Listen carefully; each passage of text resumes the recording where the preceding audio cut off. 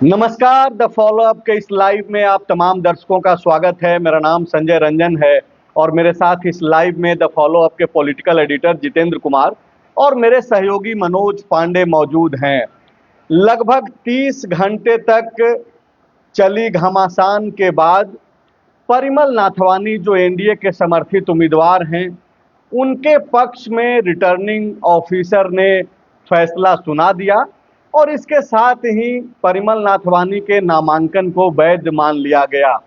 शाम 6 बजे जैसे ही यह घोषणा नोटिस बोर्ड पे आरओ के तरफ से चिपकाया गया, वैसे ही कांग्रेस पार्टी के नेताओं और कार्यकर्ताओं में एक मायूसी झलकने लगी। वो कांग्रेस पार्टी जो हेमंत सोरेन की सरकार में नंबर 2 की हैसियत रखती है, वो कांग्रेस पार्टी जिसके 16 विधायक हैं और उन्हीं 16 में से 4 मंत्री भी हैं।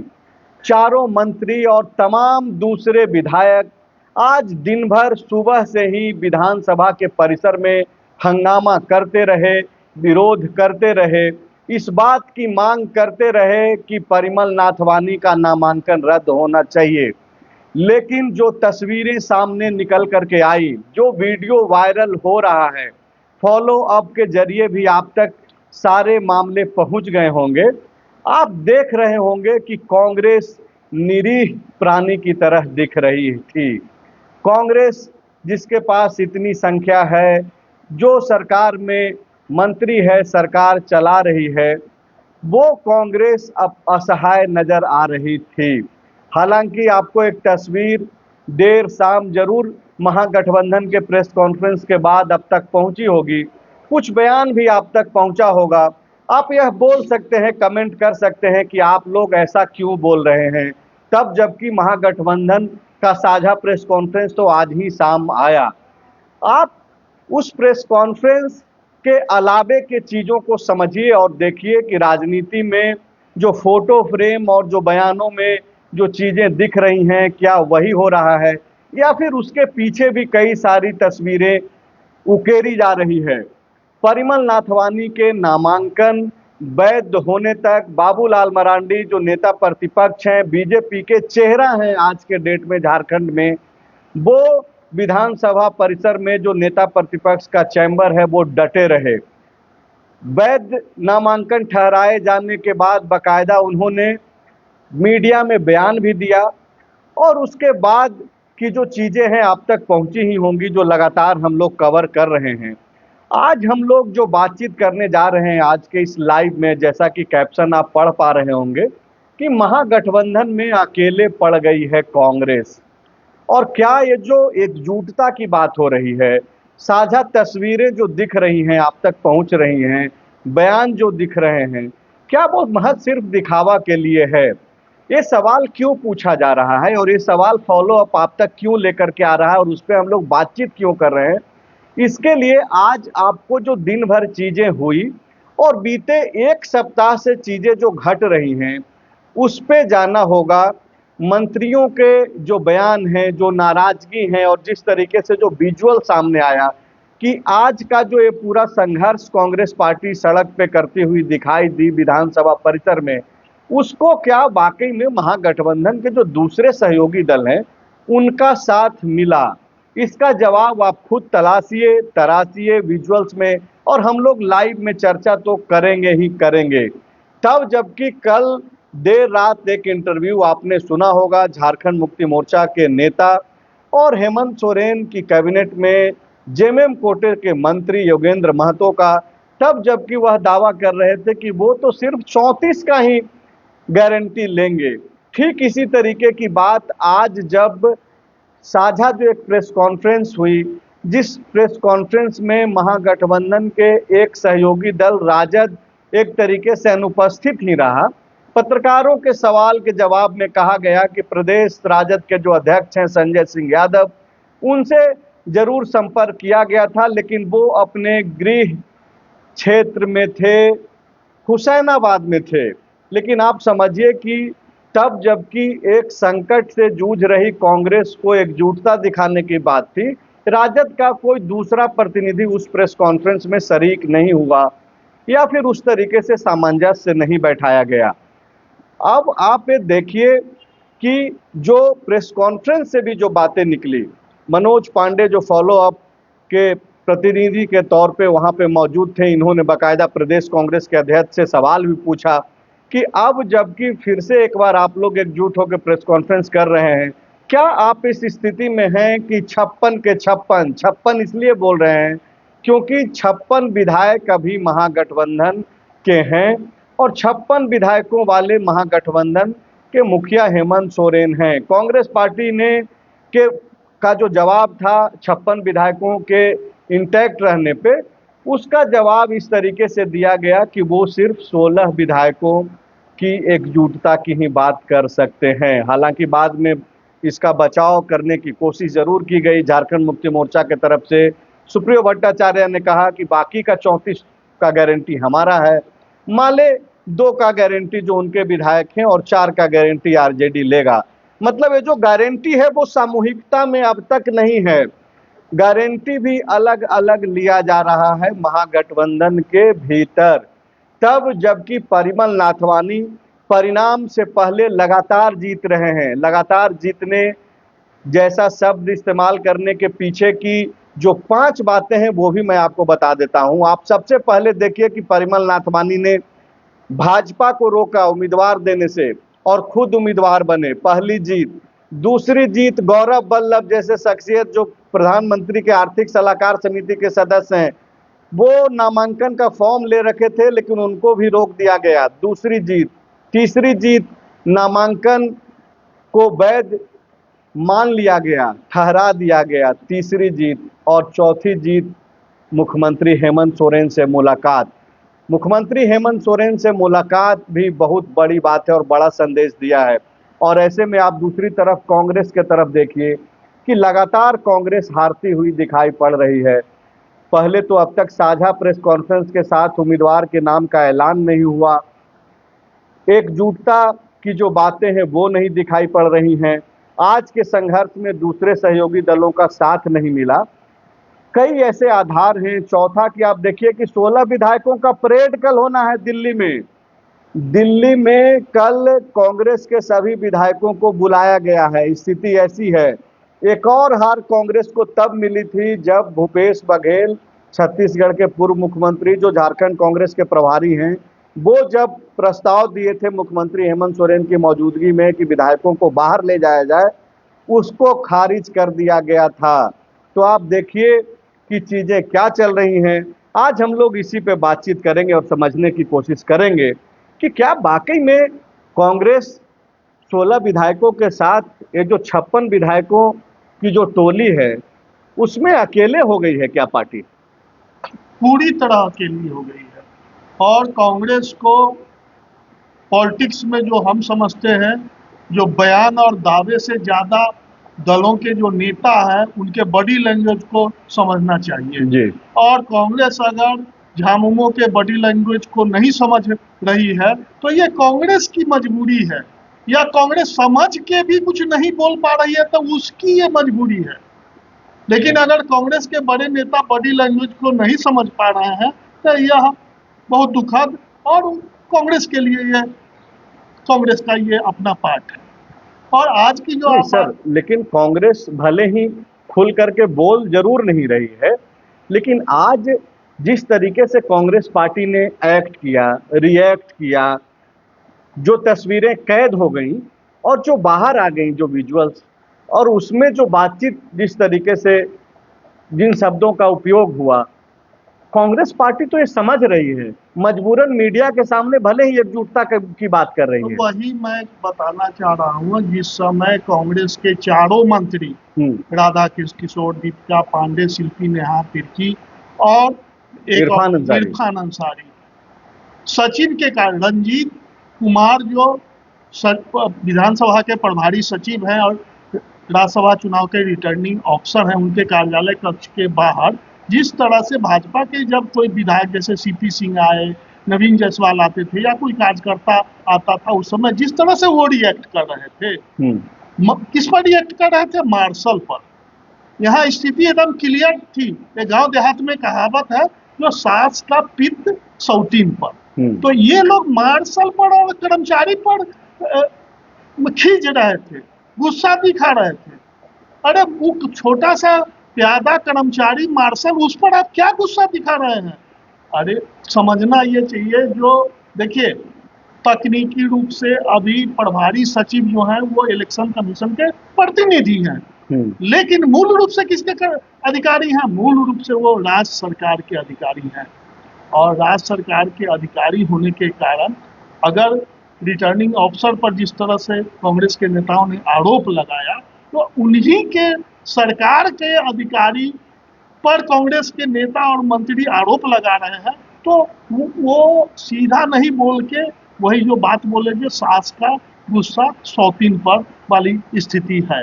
नहीं, आप ठीक बोल रहे हैं, लेकिन आप ये देखिए कि सलमान खुर्शीद जो इतने बड़े नेता हैं, देश दुनिया उनको जानती है, बड़े वकील हैं, और वो जब पक्ष रखने आए आनन फानन में, चौपर से जो सूचना है कि वो दिल्ली से रांची आए और प्रणव झा के पक्ष में वो कई सारी बातें रखना चाहते थे, लेकिन उनको मौका तक नहीं मिला। हाँ, तो भाई लगा उनको इलेक्शन कमीशन को कि हु आर यू। कल कांग्रेस के 5000 सीनियर नेता है और सुप्रीम कोर्ट के वकील हैं, सब आके बहस करने लगेंगे। प्रस्तावक होंगे तो उनको हम बुलाते हैं, इलेक्शन एजेंट होंगे उनको बुलाएंगे, उम्मीदवार को बुलाएंगे। इसमें क्या है? आप बड़े हैं तो है तो कहा? मैं वहाँ था हाँ। इसको थोड़ा स्पष्ट कर दें। सलमान खुर्शीद चौपर से चार्टर प्लेन से रांची आए और वो प्रणव झा के पक्ष में दलील देने के लिए आए। आना तो बात दूर, पक्ष रखने की बात आप छोड़ दीजिए, मैं वहाँ उपस्थित था। कांग्रेस के मंत्रियों को, विधायकों को पैरवी करना पड़ रहा था उस समय, जो उनको विधानसभा में प्रवेश के लिए रास्ता दिया जाए, उनके लिए भी गेट सुलभ नहीं था खुला हुआ। और जब वो अंदर पहुंच गए तो लगभग जो बहस थी नामांकन पत्र की वैधता पर, वो समाप्त होने वाली थी। और इंडिया गठबंधन की सरकार है, आरओ उसके हैं, आरओ ने इनकार कर दिया। आरओ तो चुनाव आयोग के हैं, कर्मचारी भले ही वो झारखंड के हैं, झारखंड सरकार के हैं। देखिए कुछ ना कुछ ये कहने जो तकनीकी जो संवैधानिक व्यवस्था है, हम लोग तो उसी पे संवैधानिक व्यवस्था की बात जरूर कर सकते हैं। ये कहने वाली जो है संवैधानिक व्यवस्था, उसके इस्तेमाल करने पे बातचीत अलग होगी। तो हमारा वो नहीं कहना है, मेरा कहना है जैसे कांग्रेस के वहाँ हम दिन भर रहे तो कांग्रेस के नेता ये आरोप लगाते रहे कि रिटर्निंग ऑफिसर जो है नियमानुसार अगर नामांकन रद्द करते हैं तो यह नियमानुसार नहीं होगा। ये सुप्रीम कोर्ट और इलेक्शन कमीशन के कई आदेश और नियमों के विरुद्ध जाएगा।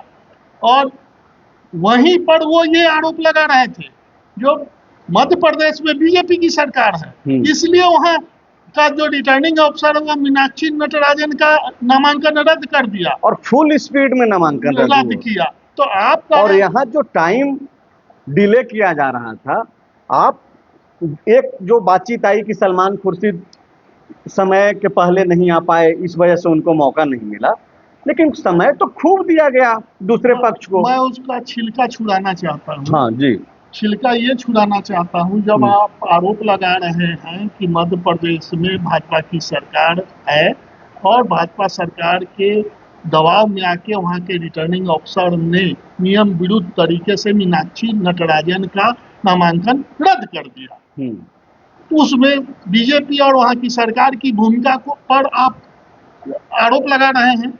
तो हमारा सवाल यही है, कांग्रेसियों से सवाल है, इंडिया गठबंधन से सवाल है, तो यहाँ तो आपकी सरकार है, तो आप क्यों नहीं ऐसा कर पाए?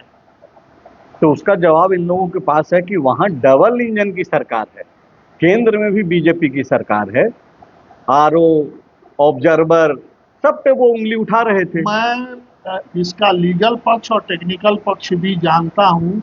रिटर्निंग ऑफिसर बहुत बड़ा अधिकारी होता है और नामांकन पत्र को रिजेक्ट या एक्सेप्ट करने में उसकी भूमिका बहुत महत्वपूर्ण होती है।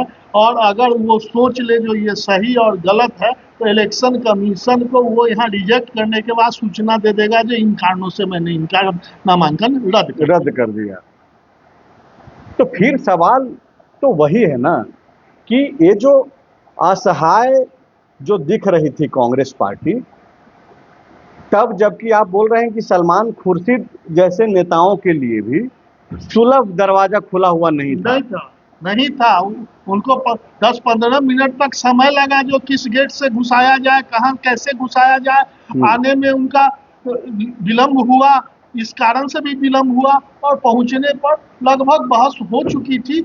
अगर तो इंडिया गठबंधन की सरकार है, इसलिए मैं इतनी अपेक्षा कर रहा हूं कि कांग्रेस को मतलब लाभ मिलता या थोड़ा सहारा मिलता, तो सलमान खुर्शीद की बहस को भी रिटर्निंग अफसर सुन लेते, एक्सेप्ट करते हैं एटलीस्ट। पंडित जी, क्या वजह मानते हैं आखिरकार ये जो परिस्थितियां बन रही हैं झारखंड की राजनीति में, ये अकेले पड़ती कांग्रेस जो अकेले पड़ती हुई दिखाई पड़ रही है? ये तो स्वाभाविक है ना, वो तो जयमन प्रेस कॉन्फ्रेंस करके बोल दिया। अब इसमें क्या है, जैसे दिल्ली से कांग्रेस ने घोषणा की अपने उम्मीदवार की, उसके बाद आ गया कि भाई एक तरफा प्यार करते हैं, हम ही सेक्रीफाइस करते हैं, वहीं से कांग्रेस अकेले हो गई। फोटो खिंचाना है खा के तो वो अलग बात है, प्रेस कॉन्फ्रेंस करना है साथे फोटो खिंचा लेना। हाथ मिल रहा है, दिल नहीं मिल रहा, क्लियर है। अब इसको जिस रूप में आप व्याख्या जब करना चाहें, फिलहाल तो यही स्थिति है। आगे हो सकता है मधुर संबंध फिर से स्थापित हो जाए। कल दिल्ली जाना है सारे विधायकों को, कांग्रेस के सारे विधायकों को। मुख्यमंत्री हेमंत सोरेन भी दिल्ली पहुंच चुके हैं। नीति आयोग की बैठक है प्रधानमंत्री मोदी के साथ, वो बैठक में शामिल होंगे। दिल्ली में मौजूद रहेंगे सीएम भी और कांग्रेस के प्रदेश अध्यक्ष और दूसरे तमाम जो बाकी नेता हैं वो, और विधायक भी। क्या आपको लग रहा है कि वहां पे कोई बातचीत हो सकती है? किससे? बड़े नेताओं की मौजूदगी में सारे। तो उसका फलाफल क्या है? अरे बातचीत से तो बहुत कुछ सुलझाया जा सकता है ना। अरे तो 16 से क्यों बात करना? 16 का तो उम्मीदवार है, बाकी 4 अदू पे बात करने का जोर था। आप समझिए, जब पूरा खेत कटा रहा है, आप बोलिएगा कि एक कोना हम बचा के रखे हैं, तो एक कोना से खेत नहीं बचेगा, वो अगला साल का बीज एथी भी नहीं आएगा, बीज जाए। हेमंत जी हैं और कांग्रेस के विधायक हैं, तो ये दोनों आपस में बात करेंगे। इन दोनों एक दूसरे को वोट भी कर देंगे तो भी कांग्रेस का उम्मीदवार नहीं जीतेगा। 4 और 2 उनसे भी बैठ के बात करना होगा। नहीं पांडे जी, लेकिन सवाल ये है ना कि मुख्यमंत्री वहां मौजूद रहेंगे। ठीक है। आज जिस तरीके से विधानसभा की परिसर में कांग्रेस पार्टी असहाय देखी, नामांकन वैध हो गया, अमान्य हो जाता, वो एक अलग खबर है और वो एक अलग सवाल है, पूरा अलग विषय है, उस पर मैं फोकस नहीं कर रहा हूं। इन प्रक्रियाओं के बीच जो 30 घंटों में जो कांग्रेस की जो स्थिति दिखाई दी झारखंड में, सरकार में रहते हुए, आप देखिए ना सोशल मीडिया पे कांग्रेस पार्टी के कार्यकर्ता लिख रहे हैं कि क्या वाकई में हम लोग सरकार में भी हैं। तो ये जो सवाल जो मन में क्रिएट हुआ है, तो इसका जवाब कौन दे सकता है? जो मुखिया है महागठबंधन के, जो चेहरा है, मुख्यमंत्री हैं, तो दिल्ली में रहेंगे तो क्या, मेरा सवाल वही है कि क्या बात बनने की कुछ आपको लग रहा है कि अभी भी बात सुधर सकती है, बन सकती है? मुझे नहीं लगता, क्योंकि सुबह 11:30 बजे बैठक बुलाई गई है, उसके बाद विधायकों की बैठक, मुख्यमंत्री विधायकों के साथ कल विधायक से मिल लेंगे कांग्रेस के आला कमान, जो राष्ट्रीय अध्यक्ष और दूसरे जो नेता है राहुल गांधी, वो भी तय नहीं है, क्योंकि कल जो है प्रदेश अध्यक्षों की एक मीटिंग बुला दी गई है पूरे कंट्री से, तो हो सकता है कि कल उसी में व्यस्तता रहे। नहीं, अगर कभी मिल भी ले, अपने बोलता है कि एक कोठी के दान वो कोठी के दान एक कोठी, गांव में हम लोग का कहावत है। अपने 16 से मिलना है, अब दिल्ली बुला के मिलिए, मुंबई बुला के मिलिए, उससे क्या होने जाने को? अरे बाबा, खड़गे जी को अगर इतनी ही चिंता है, राहुल गांधी जी को इतनी ही चिंता है रहती सिर्फ, तो हेमंत जी को बोलते कि हम आ रहे हैं या आप आ जाइए। पंडित जी, क्या ये अंधेरे में रह करके बुलाया जा रहा है कांग्रेसी विधायकों को दिल्ली? क्या ये भी संभव है? अगर एक साथ बोल दिया जाता कि आप आइए, अब चुनाव तक आप लोग को एक साथ रखा जाएगा। कुछ विधायक हो सकता था बहाना बना देते, कुछ एक कह देते तबीयत खराब है, कहीं और कार्यक्रम है, हम बाद में आ जाएंगे। तो आपका क्या कहने का मतलब है कि कांग्रेस को अपने भी विधायकों पे डर है? लग परिस्थितियां तो उसी दिशा में जा रही है ना पंडित जी। पर ऐसा तो कोई नहीं कहेगा ना कि हमारा आलू ही सड़ गया। कहा जा रहा है कि महागठबंधन में सब खराब हो गया है।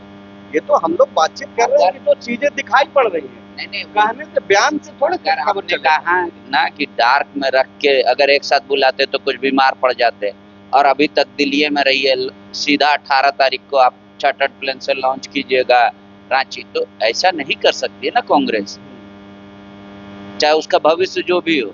फिलहाल अपने विधायकों पे तो वो नहीं कर सकती कि हमको शक है, कोई नहीं कहेगा।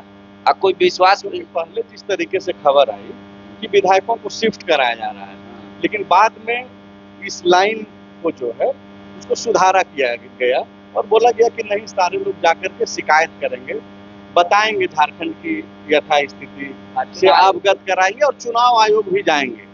मतलब कल वेणुगोपाल जी बाहर धरने पर बैठ गए थे, थोड़ी देर मीडिया कवरेज से भी रोका जा रहा था, तो उन्होंने पुलिस वाले पे गुस्सा भी जाहिर किया।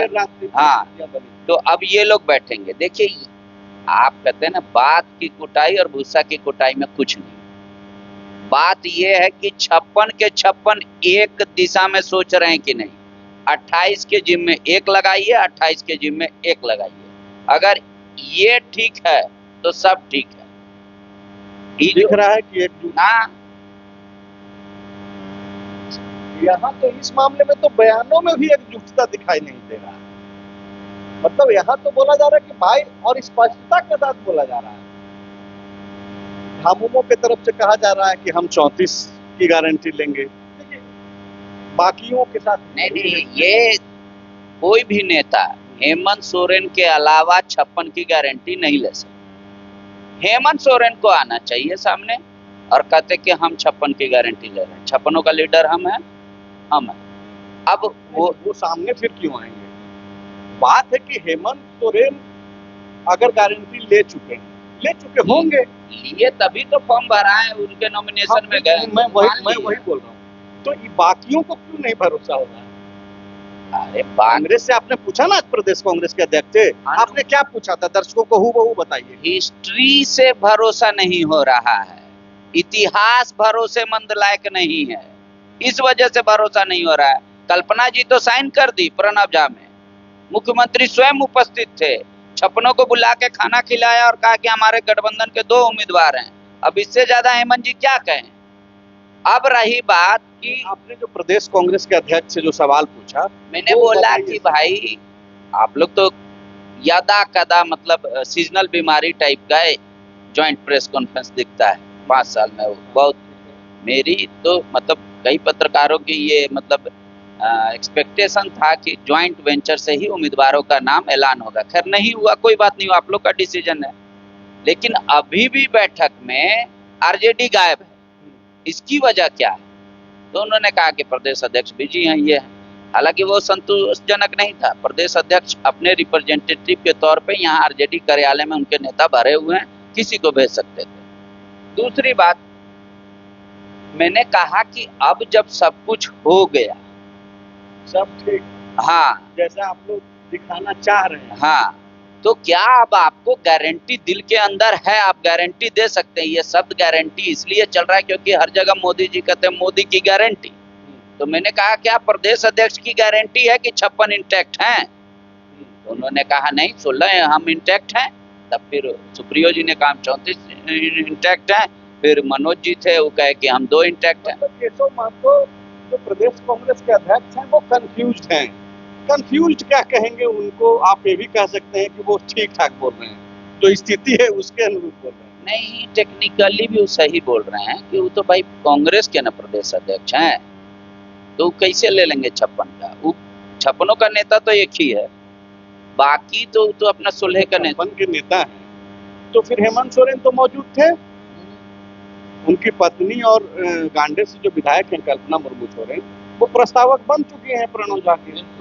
लेकिन आज जो विजुअल्स देखे ना विधानसभा के परिसर में, किस तरीके से मंत्री असहाय दिख रहे थे, कांग्रेसी विधायक असहाय दिख रहे थे, जूझना पड़ रहा था। मार्शल तक वहाँ नहीं सुन रहा था, कोई कर्मचारी नहीं सुन रहा था विधानसभा में। अरे तो वो तो मैंने आपको कारण बताया ना, इतिहास से चोटिल घायल है कांग्रेस। झारखंड का इतिहास राज्यसभा में दागदार रहा है, एक्सेप्शन में 1-2 बार नहीं हुआ, पर घोड़ा हमेशा दौड़ा है और हर बार सक्सेस मिला है घोड़ा को। इस वजह से राज्यसभा में भी राष्ट्रपति के चुनाव में भी कांग्रेस ने ऊपर क्या कहा था आला कमान में, किसको वोट देने के लिए? यशवंत सिन्हा को बोला। पर यशवंत सिन्हा को उनके विधायक वोट किए क्या? क्रॉस वोट हुआ था ना राष्ट्रपति चुनाव में। अंतरात्मा तो अभी भी अंतरात्मा तो अभी भी जग जाएगी, क्योंकि वो नाथवानी जी कह रहे हैं कि मेरा हिस्ट्री है, मेरा काम दिखता है राज्यसभा में। एक सीधा सवाल, क्या ये पूरा जो असमंजस की स्थिति है, जो डाउट क्रिएट हुआ है, क्या इसकी वजह सिर्फ और सिर्फ परिमल नाथवानी और सीएम हेमंत सोरेन की जो मुलाकात हुई थी उसको आप मानते हैं, कि वो पहले से ही स्थिति ठीक ठाक नहीं चल रही है? देखिए, हेमंत पार्ट 1 से लेके शुरू कीजिए, हेमंत पार्ट 2 तक चल रही थी यही स्थिति। जुबान पे आई जब सुप्रियो भट्टाचार्य जो जेएमएम के महासचिव और प्रवक्ता हैं, सीनियर प्रवक्ता, उन्होंने जो प्रेस कॉन्फ्रेंस करके पार्टी की नाराजगी कैंडिडेट के अनाउंसमेंट के बाद दिखाई, वहां से ये और गहरा हो गया। बिहार चुनाव और असम इलेक्शन के बीच भी ये सब चीजें, वो सब ठीक था, पर आधिकारिक बयान उसी समय आया कि पार्टी नाराज है। हाँ, नाराजगी का आधिकारिक बयान उसी समय था। हाँ, एक तरफा मोहब्बत की बात उसी समय की। अब उसके बाद क्या हुआ कि एक तो नीम अपने तीता था, करेला चढ़ते चला गया। एआईसीसी के देखिए, यहाँ पे के राजू थे, यहाँ पे प्रदेश अध्यक्ष थे, यहाँ प्रणब झा थे, मुख्यमंत्री से मिल लेते पहले।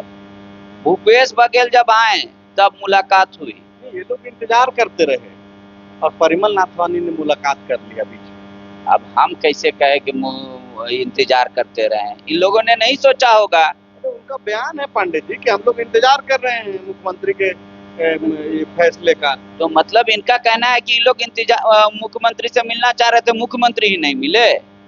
ये नहीं कहा गया, लेकिन इंतजार कर रहे हैं ये कहा गया के राजू की तरफ। अरे तो किसका इंतजार? मुख्यमंत्री के कौन से फैसले का इंतजार? मीटिंग का इंतजार, या मुख्यमंत्री क्या अब 2 कैंडिडेट देंगे उसका इंतजार? नहीं, उम्मीदवार के नाम पे चर्चा का इंतजार कि कौन, एक सीट हमारा होगा, एक सीट आपका होगा तो कौन हो सकता है, सीएम के कंसेंट से होगा कांग्रेस का कैंडिडेट।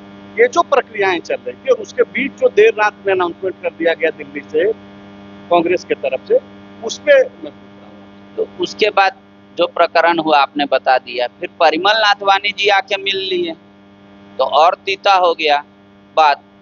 अब अंदर क्या बात हुई उनसे, वो उनका अधिकार है, निर्दलीय आ रहे थे तो हेमंत जी से भी कहे होंगे कि कुछ साथ सहयोग दीजिए, हेमंत जी ने इनकार कर दिया। ठीक है, तो इसीलिए ये सर्कमस्टांसेस बढ़ता चला गया और आज कांग्रेस इस स्थिति में नहीं है कहने को कि हाँ हम एकदम संतुष्ट हैं। आज तो यहाँ तक प्रेस कॉन्फ्रेंस में कह दिया गया कि आयोग पे भी अब हमको दिक्कत है रे भाई, 4-5 को वोट तो ये लोग खा जाएगा अगर ऐसा लक्षण रहा तो आप आयोग पे तो सवाल पूरे देश भर में कांग्रेस पार्टी कर रही है। कुल मिलाकर के जो अविश्वास महागठबंधन के भीतर खास करके कांग्रेस खेमे में जो बढ़ रही है, वो फिलहाल तो महागठबंधन के सेहत के लिए ठीक दिखाई नहीं प्रतीत हो रहा है। मेरा सवाल सर आपसे अब ये है टेक्निकली, और उसका टेक्निकली जवाब ही आप दीजिए कि जिस तरीके से एक नाराजगी, जैसा कि आपने भी कहा कि मार्शल और कर्मचारियों पे जो खींच दिखाई दिया, जिसका विजुअल सामने आया, कोई बयान जो आया वो भी चर्चा में रहा, क्या आप ये जो पूरा एक जो पक्ष जो अनऑफिशियल विधानसभा के जो जिम्मेदार लोग हैं उन लोगों की तरफ से कहा गया, ये तो पूरा चुनाव आयोग के जिम्मे में है पूरा व्यवस्था। यहाँ तो विधानसभा तो कोई भूमिका में है नहीं। देखिए, तकनीकी तौर पे जो ये बातचीत है इसको कैसे देखा जाना चाहिए? देखिए, अनौपचारिक रूप से जो कांग्रेस के वहाँ लगभग अभी सुबोधकांत सहाय भी आए थे, जो मंत्री विधायकों का नाम हमने पहले ही ले चुके हैं, अनऑफिशियली रूप से सारे लोग सरकार को ही कोस रहे थे अनऑफिशियली, और इसमें कहीं दो मत कहने मतलब कोई संशय नहीं है। जो कांग्रेस के विधायक और मंत्री पूरी तरह जो ये घटनाक्रम है उससे नाराज हैं, और इस घटनाक्रम के नाराजगी में हम 4 पॉइंट को खाली सिलसिलेवार रखना चाहते हैं।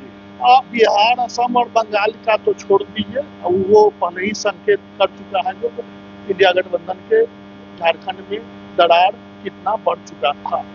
हाल का जो 4-5 को घटना है उसको आप याद कर लीजिए। सबसे पहला दरार का जो कारण है जो सामूहिक प्रत्याशी का घोषणा नहीं होना, पहले कांग्रेस कर दिया, बाद में राजद अद्वितीय में किया।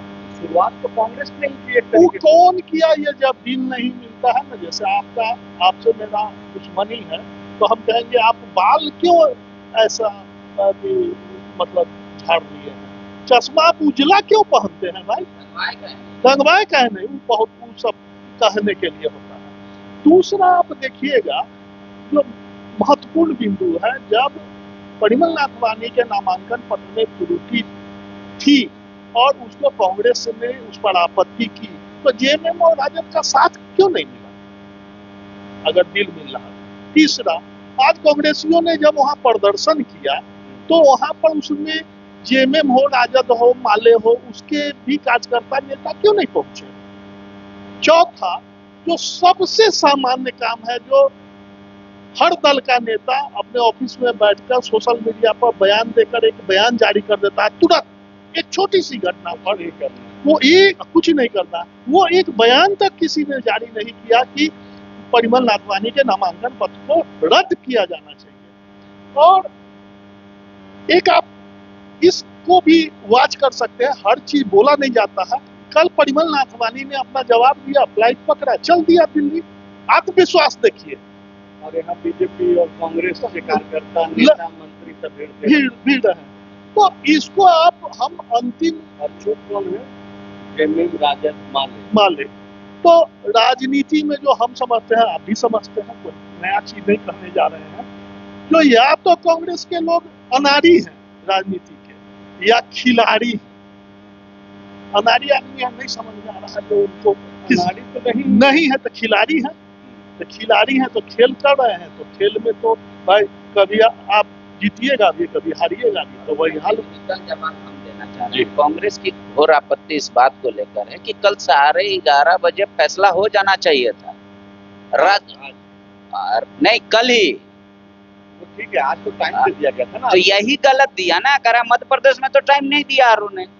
आप हर चीज में यहाँ के आरओ इलेक्शन कमीशन को चिट्ठी भेज दे रहे हैं कि ये परिस्थिति है, आप जवाब दीजिए। फिर आ रहा है जवाब, तो ये दोनों जवाब आया, अब क्या कहना है ये दे दीजिए। तो बोले यहाँ का आरओ एक्ट कर रहे थे ऐसे कि वो सिर्फ कोरियर बॉय हैं, और जबकि मध्य प्रदेश का आरओ फर्म डिसीजन ले रहा था। बोले यही पेच है, यही पेच है कि अच्छा ये वाला कॉलम खाली है, फिर भर दीजिए, नया एफिडेविट दे दीजिए। Why this extra time has been allotted? क्यों ऐसा बार बार मौका दिया जा रहा था? वहां तो एकदम टाइम देखा और सीधा कहा कि भाई जाइए, आपका नॉमिनेशन रद्द किया। विधानसभा का परिदृश्य था, उसमें हम अपनी बात नहीं कह रहे हैं, कांग्रेस के विधायक और मंत्री बोल रहे थे वहां।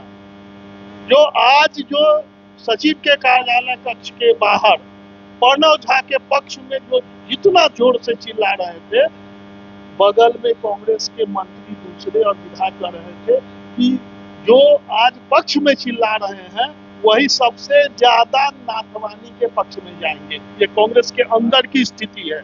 कांग्रेस के विधायकों का जाना कैंसिल हो गया, पार्टी ने कैंसिल कर दिया। ये अभी की अपडेट है। तो जो हम लोग इंट्रो में आपको मैं बता रहा था कि कांग्रेस के विधायकों को दिल्ली बुलाया गया है, कल ले जाया जाएगा। इंटरव्यू में बाकायदा विधायकों ने स्वीकार भी किया था, कोई भी खबर हम लोग ऐसे ही नहीं चलाते हैं। तो अभी दूसरा अपडेट आ गया है कि उन विधायकों को रोका गया है। उसके पीछे की अपनी एक रणनीति रही होगी कांग्रेस की, लेकिन जो रणनीति प्रणव झा जो कि कांग्रेस के उम्मीदवार हैं राज्यसभा के इस चुनाव में, उनको जिताने के लिए जो होना चाहिए वैसा कुछ दिखाई नहीं पड़ रहा है। बयानों में मजबूरन जरूर इकट्ठे होकर के कोई बयान आ जा रहा है, तस्वीर आ जा रही है खाना खाने और ये सब चीज़ों का।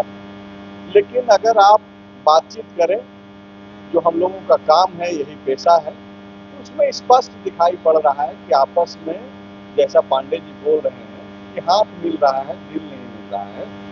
18 तारीख तक इंतजार कीजिए, लगातार फॉलो अप जो है रोजाना रात 9 बजे आकर के आपको लाइव डिस्कशन के जरिए यह समझाने और बताने का प्रयास करता है जो चीजें राजनीतिक तौर पे, सामाजिक तौर पे जो हो रही होती है, घट रही होती है, उसको लाने का प्रयास करता है। तो आप लोग जरूर जुड़ा कीजिए रोजाना, और अगर आप जुड़ते हैं तो शेयर भी कर दिया कीजिए ताकि ज़्यादा से ज़्यादा लोगों तक जो यह बातें हैं वो पहुंच सके। अब तक आप इस लाइव का हिस्सा बने रहें, इसके लिए आप तमाम दर्शकों का